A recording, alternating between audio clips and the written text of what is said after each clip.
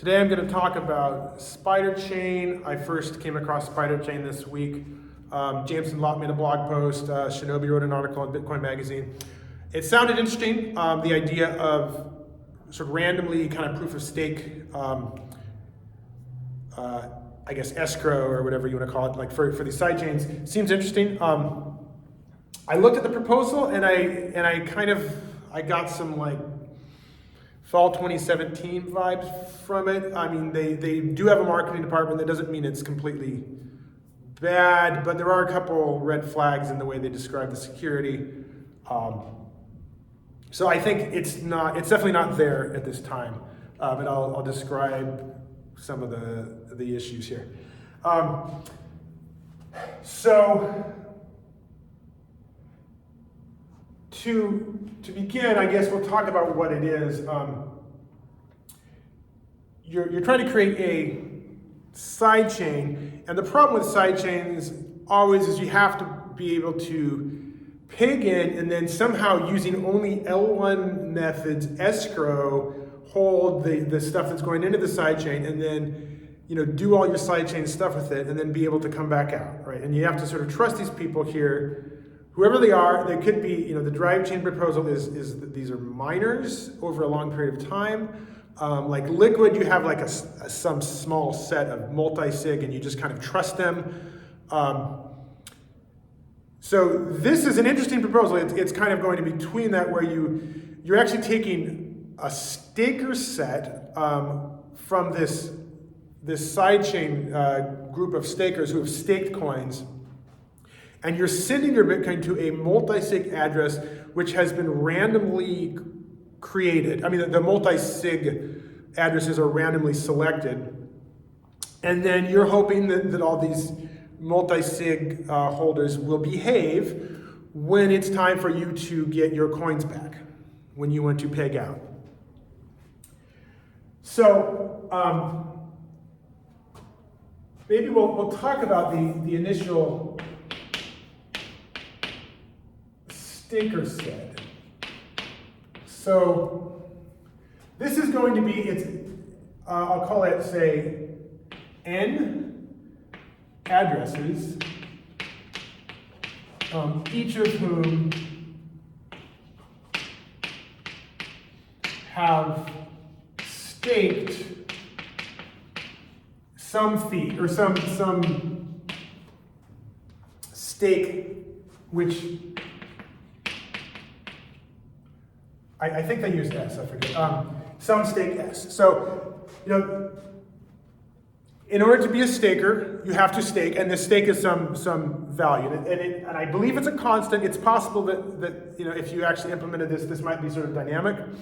But you would want to be a staker, so you would send, say 1 Bitcoin, say the S is 1 Bitcoin, to a multi-sig address. And so this is each held in a multi-sig address. So first of all, they're going to bootstrap this with trusted stakers. And so if you want to stake in and you're a decentralized individual or some anonymous individual, you're going to stake in, you're going to send some Bitcoin to this multi-sig, and they say, okay, now we're going to add you to this list. And so this N is a very specific number. It's very important because it's used, they have to have this whole list of stakers when you go around and you do this randomized process to see who gets the next block, or to see whose address to include in one of these staking or these escrow contracts. You want to be picked randomly out of this N. So, obviously, I guess how much stake you decide to put in depends on how much you want to stake. I mean, I guess you get as many addresses, slots in this staker set as you put in, right? So there's a kind of like a Sybil avenue here, where you don't have to tell anybody that you're, say, staking 10 times or you're staking 100 times. Maybe you do, but these could be 100 different addresses, each staking the same amount, and then you get 100 different slots, and then you have like some percentage of the staker set. So I don't know, let's just say this is like, there's 2,000 stakers on this list or something. So then there's three things that you get to do. Three sort of duties.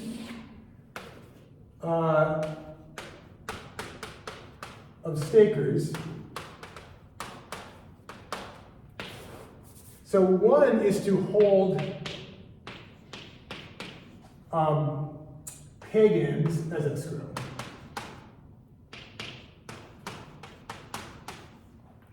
You want to hold this, and then if you're asked to redistribute back to the L1, somebody in L1, then you want to redistribute this. Two is to hold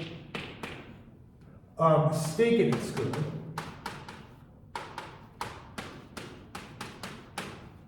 And then three is to create blocks and give rewards. And I guess there's one other thing, which in principle should be rare, and that is to police other stakers. Okay, so it's important to note this is just sort of a risk if you're trying to do it honestly. There's nothing you can, like you just sit there. You have to stay online, and they might ask you to distribute these funds, and you just have to be ready. Same thing for this. You just have to have your keys ready. You have to stay in line so that you can distribute back someone's stake if they want out. This is where you get the money. You get the money by your processing blocks. The transaction is going to be fees, and so you take some of the fees, and then you know these are synthetic Bitcoin fees. You get to keep those, and that's supposedly how you're making your money. That's why you want to do this. And then there's another potential here, which I'm going to get to is a little weird, where you sort of police the other stakers, and if they seem like they're up to no good, then you can report on them. So the risk reward here is important because it is kind of unclear. It's not discussed at all in this proposal. There's a lot of things that could go on here. You put in like 100 Bitcoin, say, in your staking, and then you want to look at the end of the year if you've gotten 1 Bitcoin in rewards, if you got 10 Bitcoin, or maybe you got 50 Bitcoin, you're getting some good return on your investment. If not, if you're getting really, really poor return on your investment, you put in 100 Bitcoin and you got half a Bitcoin after a year in staking rewards, that means you want to take your name off this list because it's not, there's risks here and the other risk is that someone else is holding your stake, and if something goes wrong, you could lose it. So if you're not getting good rewards, you're not getting good yield, you're going to pull yourself off this list, and so you have to stake out. So I believe that's actually how they don't talk about it, but there seems to be some sort of natural built-in difficulty adjustment type of thing where if the rewards, if people are getting like 20, 30, 50, 100% yield, then other people are going to want to stake in, and so the list of stakers is going to get longer, and so the rewards going to each individual staker is going to get smaller. So there's a kind of nice market mechanism happening. Of course, that could get weird because like you could have your yield depends on what time you got in, unless this is dynamic. And they don't talk about whether this is going to be dynamic or not, but if you go in today and you put in 10 Bitcoins, the price of Bitcoin goes up, then someone who wants to get that same yield is not going to get that same yield because it's going to be much more expensive in real terms to chase that. So there's some funny things that happen there which they don't discuss. Now, this thing, this is kind of like one of the weirdest, most bizarre things in their proposal that kind of jumped out at me. Is like, so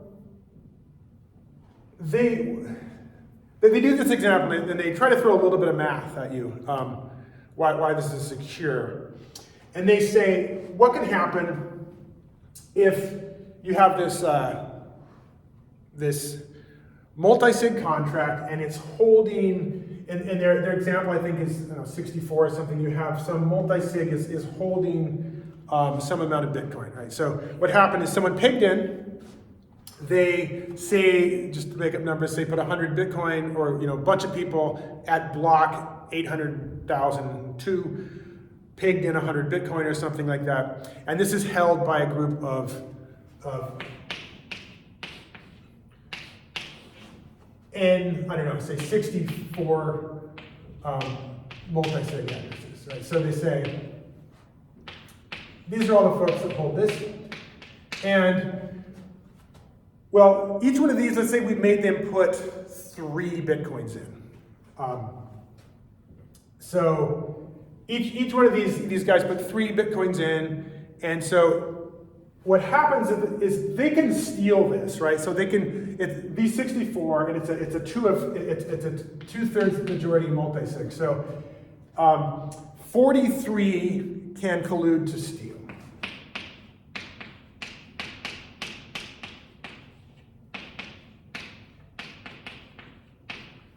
So if they steal it, they steal all of it. And so these 43 can say, we're going to collude, we're going to take 100 Bitcoin, we're going to send it to ourselves, and we're going to,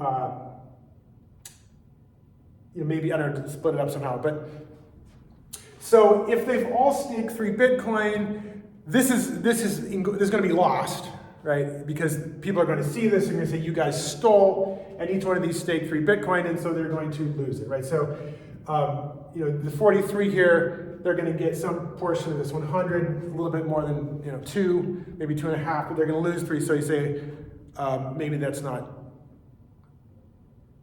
a good deal for them.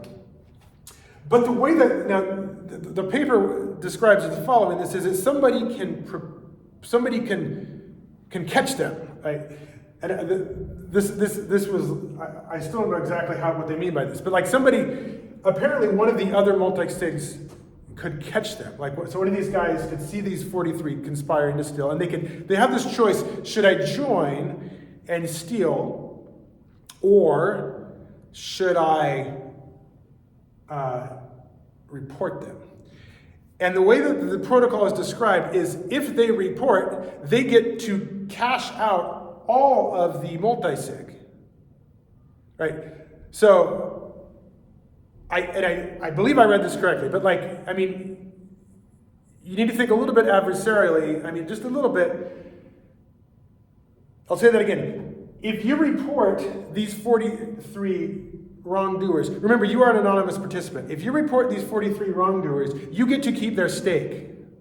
So what kind of ideas do you get in your head? Well, why don't we make 44 wrongdoers, and then we just redistribute the stake? You're just basically, stealing from Peter. I don't know, robbing Peter to pay Paul, but you can be one of the bad guys. The accuser can be the organizer of the whole scheme, right? So, and I don't really know how this is supposed to work. Like these guys are making these contracts, and they're rolling these contracts, and they're asking you to join, and then you take this contract and you go to the rest of the chain, you say, j'accuse, and then they reward you. It doesn't really make any sense to me. Who gets, who, they're doing this in front of everybody, but one person gets to keep the forfeited stake. Something's missing drastically from this part of the math. And this is basically all the math they have in there, is that as long as you can catch somebody cheating and you get all the rewards, then you're going to have more motivation to catch them cheating rather than joining in. They also, there's a mathematician, there's a little bit of pet peeve. They say that they talk about n, n being the number of people in here. As the number goes up, the number of it's basically quadratic in the reward that you would get as a snitch is going to be roughly n squared. So they call this exponentially. That's quadratic, but it's not really exponentially because it should be more linearly because your chance of actually getting that reward is also roughly 1 over n. If you're one of the not 2/3, one of the 1/3 that's just reporting them, you're dividing on n squared by n, so it's linearly. So they use this word exponentially to try to make you sound like it's super secure or something, but it's really just linear, unless they explain exactly how this reporting mechanism could go, and I don't understand that. So that's one thing, is that if the security method relies on anonymous reporters getting the stake, then that's not very good at all. The other thing that's just sort of weird is like you have these stakers which are coming in and out, and presumably like different market conditions. If the hash, or I mean, if the reward from running these blocks and you're getting these rewards, if this is decreasing, you're going to want to stake out. If it's increasing, you're going to want to stay in, and maybe more people will be piling in. If too many people pile in, then your rewards go down, so you want to get out. Again, it's like the difficulty adjustment. But there's something strange also I saw in here, is that it seemed to describe that when other stakers leave, so the multi-sig contracts have to be transferred. Like if you want to stake out, and it seems like it could be somewhat expensive, you have to pay all the fees. You have all these multi-sig contracts which you're involved in, which might be kind of something you want to get out of, because really you're just sitting here holding all these multi-sigs, and if anything happens, you're kind of in trouble. You have to transfer the multi-sig. You have to create new multi-sigs with new stakers when you leave as a staker. So the new stakers are going to come in, and the way it's described is that the new stakers are going to be just sort of like a they're going to go in your place. It's not randomly chosen. It's new stakers. So this means that if there's some sort of that if you wanted to cause some chaos here, you wanted to steal some old coins, you could come in and start staking really heavy. So you're driving the rewards down, so the old stakers are looking and say, I was getting 5% 2 years ago, now I'm getting like 1%. I'm just going to cash out my Bitcoin or something. When they stake out, you now could, if a lot of these if you've pushed a lot of old stakers out, you're now taking the new stake. At least that's how it's described. So then so it's no longer random. It's the order in which you came in. So if you put a whole bunch of malicious people together all at one time, you could now have control over one of these older contracts. Which brings up another issue here. They don't discuss anything on what happens if it gets stolen, right? Now, like, you have this stack, right? So you have this stack. It's this last in, first out thing. One block, like 100 Bitcoin goes in, another block, like 9 Bitcoin goes in, and then, 802 Bitcoin goes in a different block. Let's say these are going up. So you have this stack. If you peg in, you do some stuff on the sidechain, and you want to peg out, it comes off the top of the stack. So these older peg-ins are just sitting here with older stakers. Now, if these stakers get removed because they decide to cash out, and then you steal one, it's gone, right? I mean, there's no stopping this if you steal it, right? You can slash the stakers' coins, but it's gone now, right? They don't discuss what happens if it's gone, because now you had like 2,000 Bitcoins pegged to 2,000 Bitcoins, that's what it was. Say 500 got stolen. Well, or maybe that's a big number. I don't know. Some number gets stolen. Now you have a smaller number of Bitcoins, which are pegged, or which are sitting on L1 in these contracts, larger number of sidechain Bitcoins. What happens? Do you just keep taking off the stack and hope you never get down here? Where this... Like if this one's gone, what happens? Because we would really need to know how this plays out, because that might influence my desire to attack the chain or not. Like if I can go just bribe a few miners to give up their stake because I can cause giant catastrophic event where everybody's rushing to the exit on the chain for whatever reason, maybe there's some fun DeFi stuff that I don't want to pay the piper or something because I lost a bet. I don't know. But there should be something. There should be some description of what happens in place once this goes missing. Because it might go missing. It goes missing because it's controlled by some finite number of miners that you don't know, or some stakers, and they could be bribed. If they have the right incentives, they might just steal it. What else did I want to say?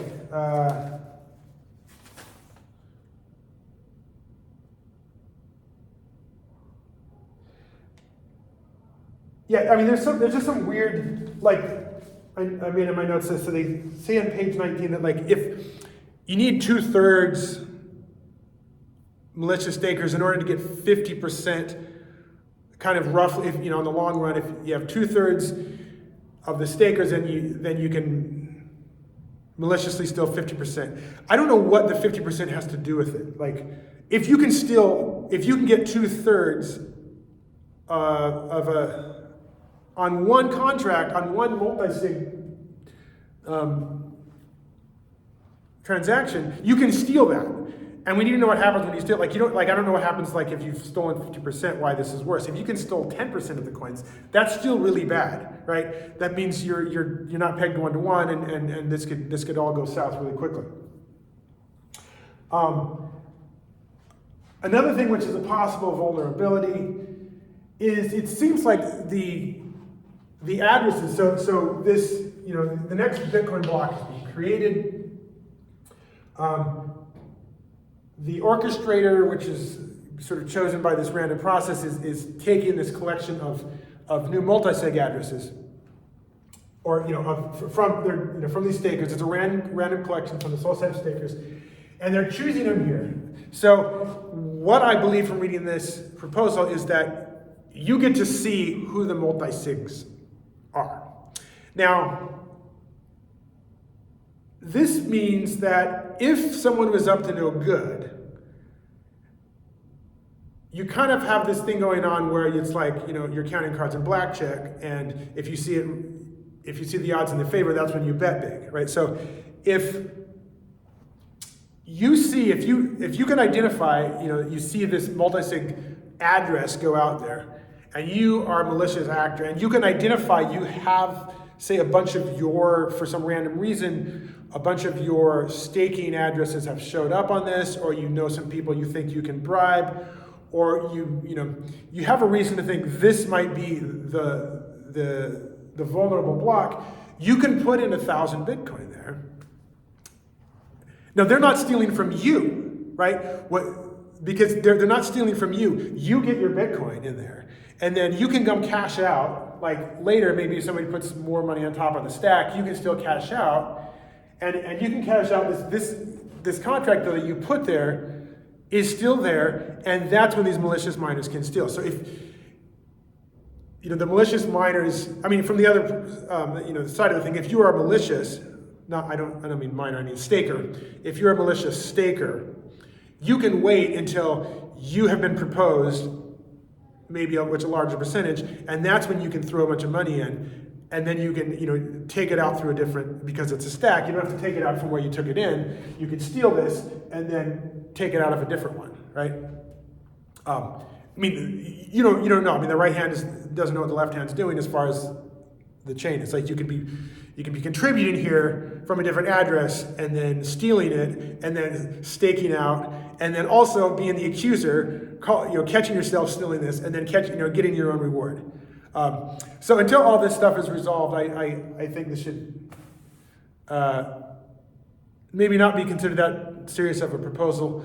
Another red flag I saw was they actually have kind of like a virtuous feedback loop in the security section, which to me is sort of a red flag. Like, if anything that can spiral up with virtuous cycles can also spiral down, often much faster. So you should not ever have any sort of hopium built into your model. Your model should be able to weather all sorts of little upturns and downturns in the market, sentiment, or little things that go wrong. You might have an FTX or a Terra Luna or some situation, and if you're tied to that, you have to be able to make sure that not everybody's running to the exit, and relying on hopium is not a good security model. All right, I don't know if there's anything else I wanted to say. Yeah, I mean, they talk about some trade-offs, which they don't really describe. So the trade-off is like you can have require more stakers. Like say you have 100 stakers per one of these addresses. You're asking more people to participate. They have to be rewarded somehow, right? So and there's a whole economy which they're not trying to get to, but it comes back to this. If you want to stake, it's because you're getting rewarded for blocks.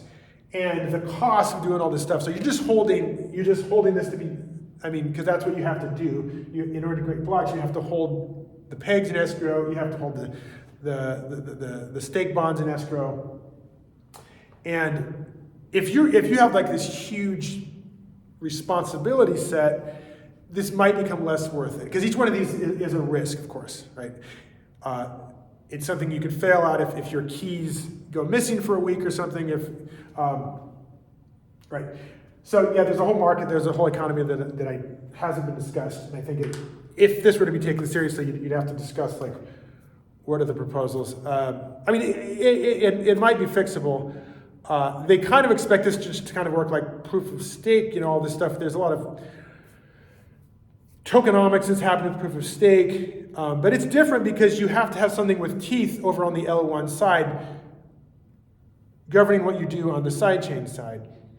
Where all the proof of stake proposals, it's all with a token, and so you staked in with an actual token, not with something you've just bought into, but you've actually staked with the token, and so if the whole chain just goes kaput, then you're losing your actual token too, presumably. So that doesn't have quite the same, it's not quite the same feel here. You could just have trashed the whole thing and got out, or be in the process of getting out. I don't know. That's all I'm going to say. There's a lot left to the reader here.